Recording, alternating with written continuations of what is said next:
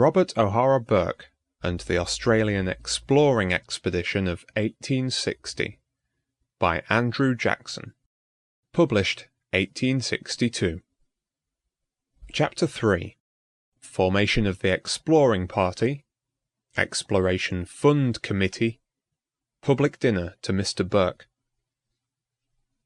Mr. Burke's appointment was immediately followed by the selection of the other members of the expedition. Mr. G.J. Landals, who had originally been entrusted with the importation of the camels, and who had carried out the duties confided to him in the most successful and satisfactory manner, was offered the post of second in command, with the view of securing the aid of his personal superintendence in the management of animals, which had been provided at great expense, and from which much was expected. One circumstance connected with this appointment speaks so strongly to the high feeling and utter abnegation of personal interests displayed by Mr. Burke at this period, that it may be fitly mentioned here, to the honour of one of the most active and energetic men ever employed on an expedition of difficulty and danger.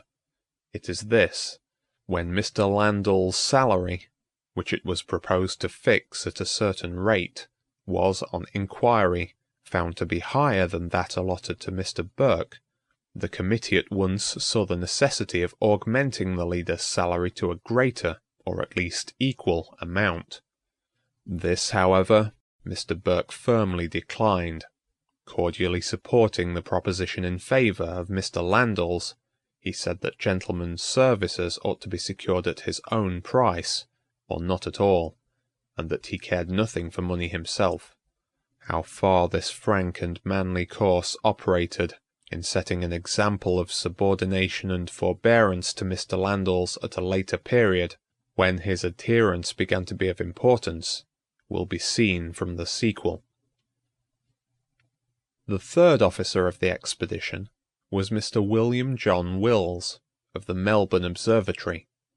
This gentleman, whose patience, perseverance, and noble fidelity to his leader never at any time forsook him, and whose name is immortalized as Burke's faithful companion in danger and in death, shares with his heroic chief the honour of being the first to cross the Australian continent from sea to sea. He was born at Totnes, Devonshire, in 1834, and, being destined for the medical profession, studied at St. Bartholomew's Hospital, and distinguished himself as a student in chemistry. He arrived in Australia in 1852, where, after some years spent with his father in the practice of medicine, during which time he had displayed a taste for, and great ability in the study of, astronomy and meteorology, he was at length nominated to the staff of the observatory in Melbourne.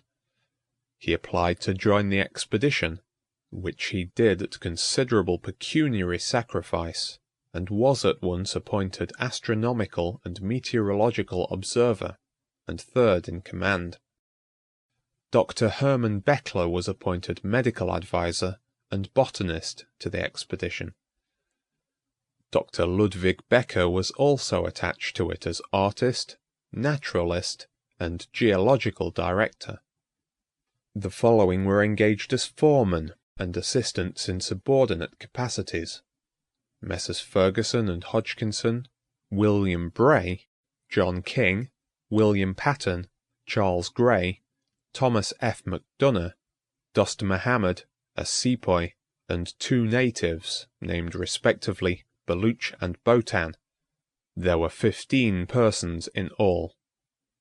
The original committee, which at first belonged exclusively to the Royal Society of Victoria, had latterly become amalgamated with another body, selected at a public meeting for the purpose of raising subscriptions, under the name of the Exploration Fund Committee. These two, when united, took charge, with the consent of the government, of all subsequent proceedings, and were presided over by the Honourable Sir William F. Stawell, Chief Justice of the colony, as chairman. The other members were the Honourable John Hodgson, M.L.C., Vice Chairman, Mr. Lygar, the Surveyor General, Mr. Hodgkinson, the Deputy Surveyor General, Professor McCoy, Professor Neumayer, Dr. Mueller, Captain K. Dell, Mr. Selwyn, Reverend Mr. Bleasdale, Dr. Gilby, Dr. Eads, John Watson, Esquire, Angus Macmillan, Esquire, Dr. Ifler, Sizar Elliot, Esquire, Dr. McKenna, James Smythe, Esquire, Dr. Embling, the Honourable Dr. Wilkie, Treasurer, and the Honourable Dr. McAdam, MP, as Secretary.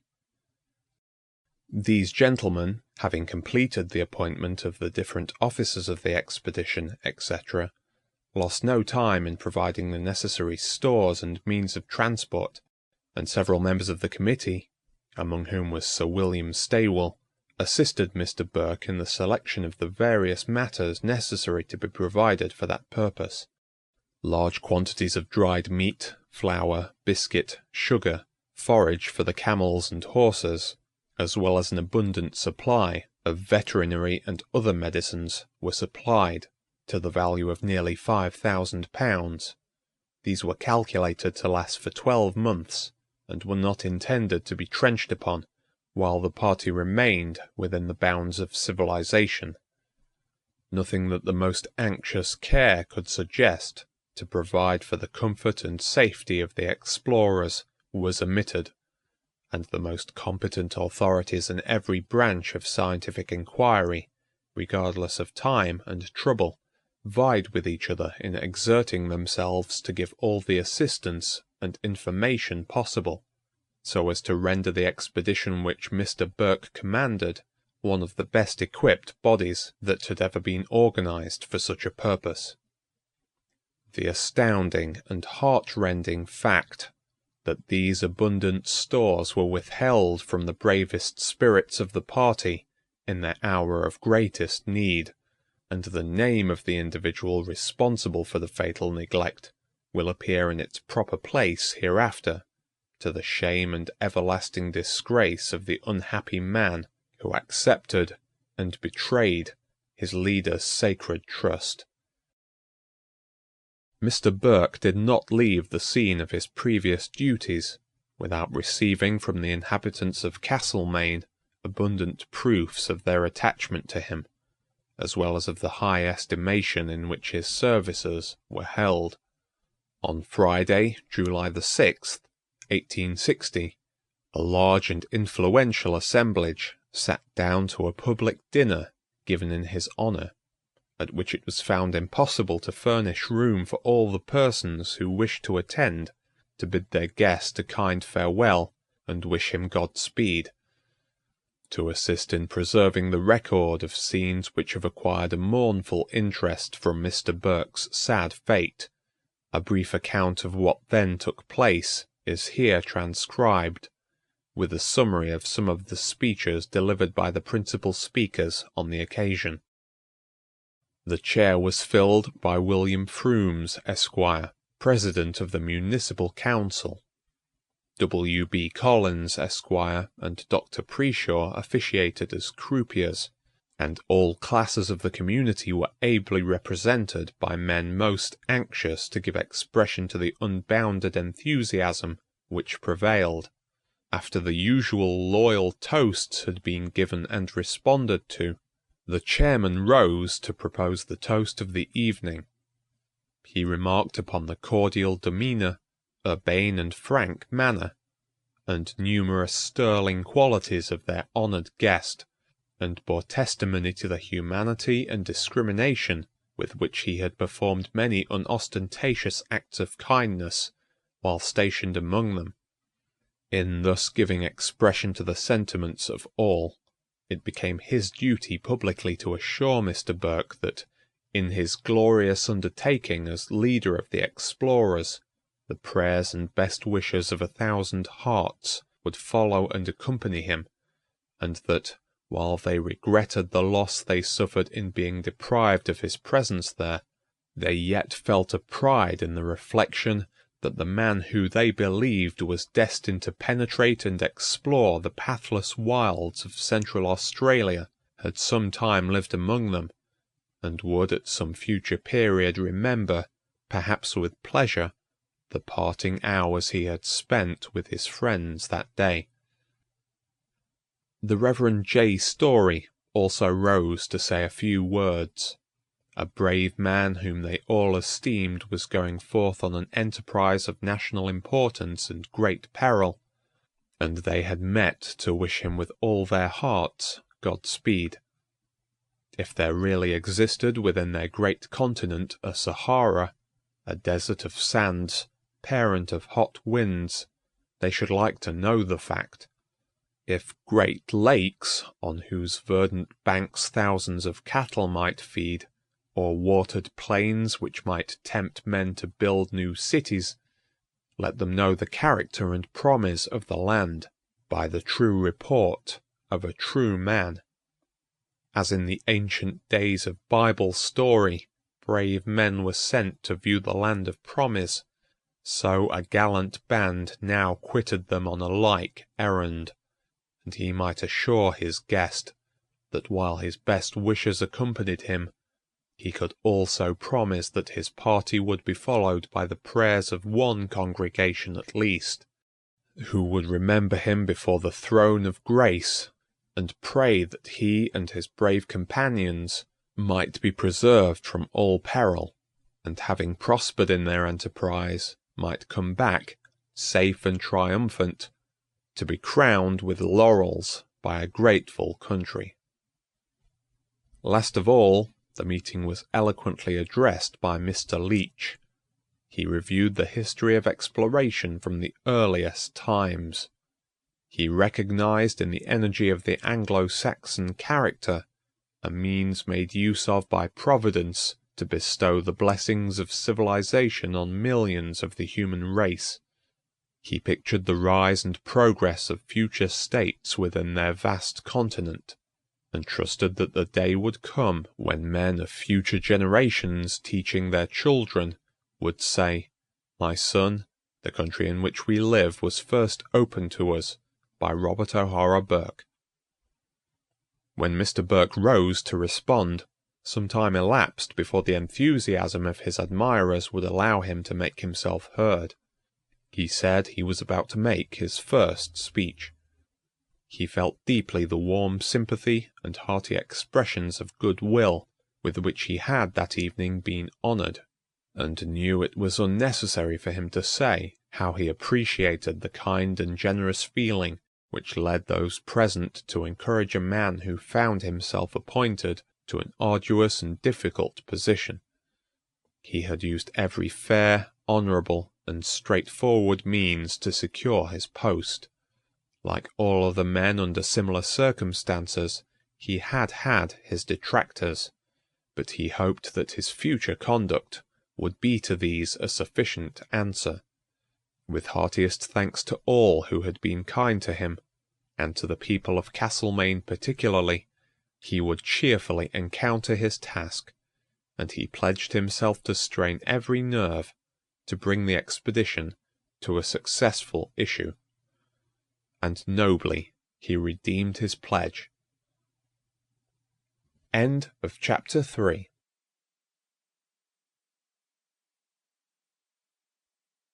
Robert O'Hara Burke and the Australian Exploring Expedition of 1860 by Andrew Jackson.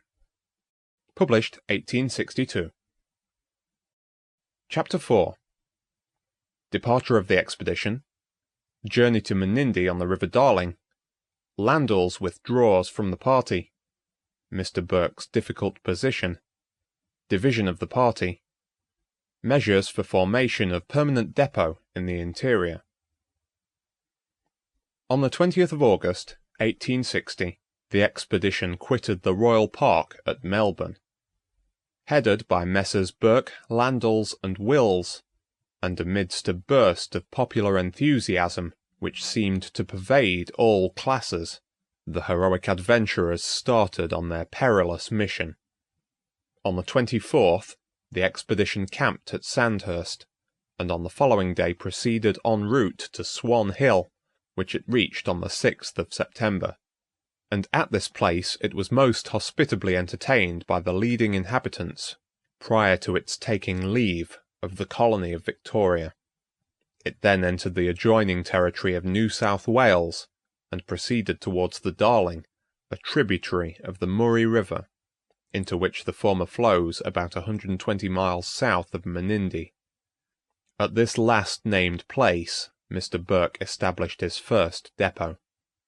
He reached it about the 23rd of September, and although the journey so far had been easy, yet the whole of the stores had not arrived. A difficulty here arose with Mr. Landals, which led to that gentleman's withdrawal from the party. It would seem that Mr. Landals had laid such stress on the importance of the position he himself held in the expedition, that he was unable to control certain feelings of impatience at the exercise of authority on the part of Mr. Burke, although it was distinctly understood before the expedition left Melbourne that no divided authority could be recognized, nor could the absolute authority of the leader be permitted to be called in question.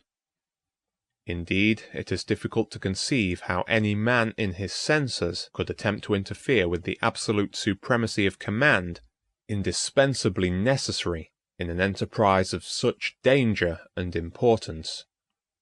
At all events, as has been said, a difficulty arose. Mr. Burke, considering that some rum which had been brought up for the use of the camels endangered the sobriety of his men, decided on leaving it behind. But to this prudent measure Mr. Landals would by no means consent. Big with his own importance, and putting out of sight the necessity of implicit obedience to his chief, who was striving, at the peril of fame, fortune, and life, to fulfill the duty with which he had been entrusted. Moreover, disregarding the possible evil effect of his withdrawal upon other members of the party, who, already growing faint of heart, only sought a decent opportunity of retiring from their posts, and influenced himself, it was afterwards publicly suggested, by feelings of misgiving, Mr. Landals resigned. Whatever may have been his views with regard to the necessity of supplying rum to the camels, two things are certain. One, that these animals did most effectively perform their work subsequently, without the administration of any spirituous liquor, the disease from which they chiefly suffered, the scab, being cured, not by the use of rum, but by the application of an ointment composed of brimstone and grease. The other, that his withdrawal immediately led to the resignation of the medical officer of the expedition. Thus Mr. Burke was placed in a position of the gravest difficulty, at the very moment when the actual dangers of the exploration commenced, and which required to be met with unity of purpose, firmness, and decision. Although Mr. Burke was thus suddenly deprived of the services of two persons upon whom he was justified in relying for cordial assistance and zealous support, he did not suffer the circumstance to interfere with the vigor of his action, or his prompt execution of the duties he had undertaken to perform. The following extract from a letter written by him to his sister at this time will show how soon dangers and difficulties began to beset him, and how resolutely and courageously they were encountered. I received your letter, and have read it over and over again. It has been the greatest relief to my mind from dwelling on the difficulties and obstacles which obstruct me in the arduous task I have undertaken. I am waiting here for some stores I was obliged to leave behind. But if I wait too long, my horses will grow mad from eating a herb which grows upon the river, so that I am not in the most pleasant position in the world, even at present. I long to see you the more, now that it is likely to be so long before we meet again. But if I accomplish my task, I will go straight home to receive your congratulations in person. I am confident of success, but know that failure is possible. And I feel that failure would, to me, be ruin. but I am determined to succeed, and count on completing my work within a year at farthest. Accepting then in its widest sense the responsibilities of his position, Mr. Burke immediately set himself to look for fit persons to replace those who had forsaken him, and at once promoted Mr. Wills to the post of second in command. He afterwards met with a Mr. Wright, who volunteered to show the party a practicable route towards Cooper's Creek, 400 miles farther on, where it had been decided to establish a permanent depot, although different settlers and gentlemen on the river had endeavored to persuade Mr. Burke that it was not possible to get there at that season of the year. On this point, however, Mr. Burke determined to be satisfied by immediately putting himself in front at the post of danger, examining the route, and testing the degree of dependence that might be placed on Mr. Wright's promises. To avoid, however, compromising the safety of the whole party by rashly entangling them, encumbered with heavy baggage, in the mazes of an unknown country without any reserve, he requested Dr. Beckler to remain at Menindee in charge of the heaviest portion of the stores until arrangements could be made to forward them to Cooper's Creek. To this the doctor readily consented, for though unwilling to accompany the party beyond the settlements, he had no objection to continue his employment under safe circumstances. Mr. Burke accordingly divided the expedition into two parts, one to act with himself as an exploring party under Mr. Wright's guidance, the other to remain with Dr. Beckler until measures should be completed to send them on for the establishment of a permanent depot in the interior. End of Chapter 4.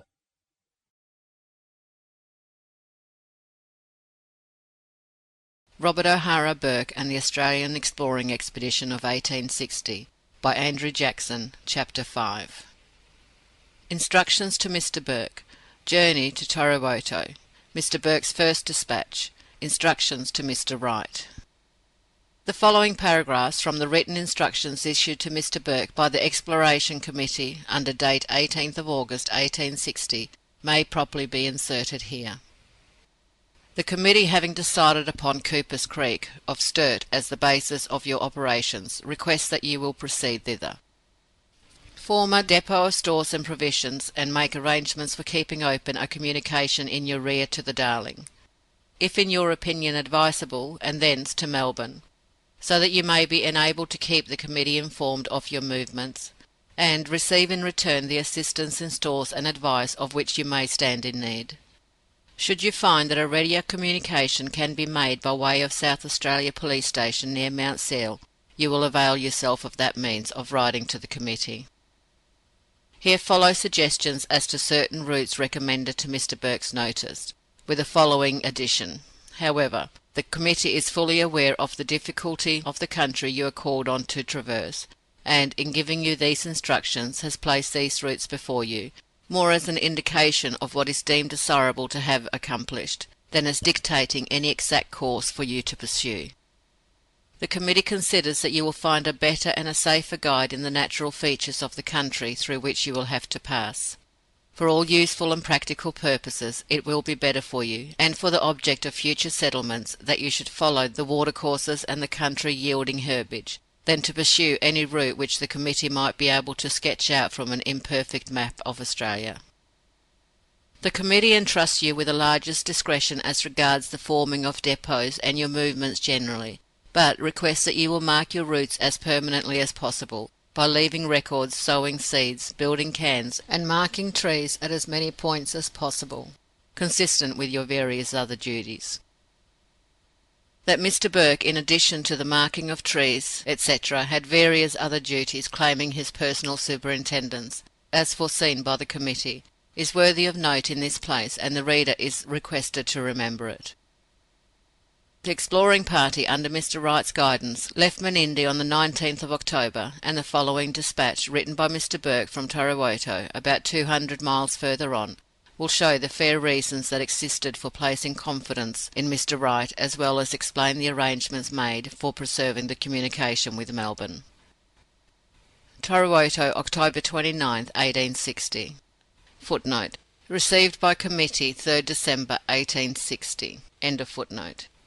Sir, I have the honour to report that I left Menindee on the 19th instant with the following party: Messrs. Burke, Wills, Bra, Patton, McDonough, King, Gray, Doss Mohammed, 15 horses and 16 camels, and Mr. Wright, who had kindly volunteered to show me a practicable route towards Cooper's Creek, for a distance of 100 miles from the Darling. And he has more than fulfilled his promise, for we have now travelled for upwards of 200 miles, generally through a fine sheep grazing country, and we have not had any difficulty about water, as we found creeks or waterholes, many of them having every appearance of permanent water, at distances never exceeding 20 miles. Mr. Will's report, herewith forwarded, gives all the necessary details. Although travelling at the rate of 20 miles a day, the horses and camels have all improved in condition, and the country improves as we go on. Yesterday, from Wannamatia to Paldramati Creek, we travelled over a splendid grazing country, and today we are encamped on a creek or swamp, the banks of which are very well grassed, and good feed all the way from our last camp, except for 2 miles, and here the ground was barren and swampy. Of course, it is impossible for me to say what effect an unusually dry summer would produce throughout this country, or whether we are now travelling in an unusually favourable season or not. I describe things as I find them. Mr. Wright returns from here to Menindee. I informed him that I should consider him third officer of the expedition, subject to the approval of the committee, from the day of our departure from Menindee, and hope that they will confirm the appointment. In the meantime I have instructed him to follow me up with the remainder of the camels to Cooper's Creek, and to take steps to procure a quantity of salt meat, and I have written to the doctor, Dr. Beckler, to inform him that I have accepted his resignation, as, although I was anxious to await the decision of the committee, the circumstances will not admit of delay, and he has positively refused to leave the settled districts. I am willing to admit that he did his best until his fears for the safety of the party overcame him, but those fears, I think, clearly show how unfit he is for his post. If Mr. Wright is allowed to follow out the instructions I have given him, I am confident that the result will be satisfactory, and if the committee think proper to make inquiries with regard to him, they will find that he is well qualified for the post, and that he bears the very highest character. I shall proceed on from here to Cooper's Creek. I may or may not be able to send back from there until we are followed up. Perhaps it would not be prudent to divide the party. The natives here have told Mr. Wright that we shall meet with opposition on our way there. Perhaps I might find it advisable to have a depot at Cooper's Creek, and to go on with a small party to examine the country beyond it. Under any circumstances it is desirable that we should be soon followed up. I consider myself very fortunate in having Mr. Wills as my second in command. He is a capital officer, zealous and untiring in the performance of his duties, and I trust that he will remain my second as long as I am in charge of the expedition. The men all conduct themselves admirably, and they are all most anxious to go on, but the committee may rely upon it that I shall go on speedily and carefully, and that I shall endeavour not to lose the chance, or to run any unnecessary risk. I have, etc., signed R. O'Hara Burke, Leader. P.S. The 2 blacks and 4 horses go back with Mr. Wright. The foregoing dispatch proves that Mr. Burke had been at some pains to make inquiries respecting the man he had nominated as third officer of the expedition. Mr. Wright had been for 3 years in charge of a cattle station on the River Darling, but had recently been thrown out of employment in consequence of a change of owners. He professed to have a knowledge of the country, and did really display such knowledge. In addition to this, he bore the very highest character. Yet Mr. Burke has been blamed for trying to secure his services without a previous personal knowledge of him, and that, too, at a time when a pressing urgency had arisen for the appointment from the sudden resignations of Mr. Landals and Dr. Beckler. Besides, the committee were aware of Mr. Wright's nomination on the 3rd December, and, if they had any objection to it, might even then have replaced him by another person in sufficient time to save the lives of the explorers by forwarding relief, as so distinctly requested by Mr. Burke. He did all in his power to make the arrangements as complete as possible, and had his directions been attended to, it is probable that not a single life would have been lost on the expedition. His object was to push on while the wet weather lasted, and while his party preserved the vigour of health and strength. Had he waited, squandering his time until the approach of the warm season, he would have found the supply of water dried up in many places, and his progress in consequence impeded and protracted, while at the same time both men and beasts would have grown more and more exhausted, and less able to perform their work. It is to the rapidity of Mr. Burke's progress that his ultimate success is due. The following extract from Mr. Wright's report, who started 100 days after his leader, nearly 3 months later than he should have done, will show how prudent Mr. Burke was in his calculations, and how correct his views were. The route followed by Mr. Burke at the period of his transit abounded in water. The rapidity in which he progressed afforded no opportunity to the natives of forming hostile combinations, and the men under his charge preserved their health. But when I moved onwards from the Darling, the advance of summer had dried up nearly all the watercourses, and the ravages of scurvy reduced the effective strength of my party to an alarming extent. Mr. Wright, then having escorted the party as far as Tarrawoto, took leave of them there on the 31st of October, bringing back with him 2 blacks and 4 horses, and having first received and engaged to carry out the following instructions: to return to Menindee and bring up the stores as rapidly as possible to Cooper's Creek.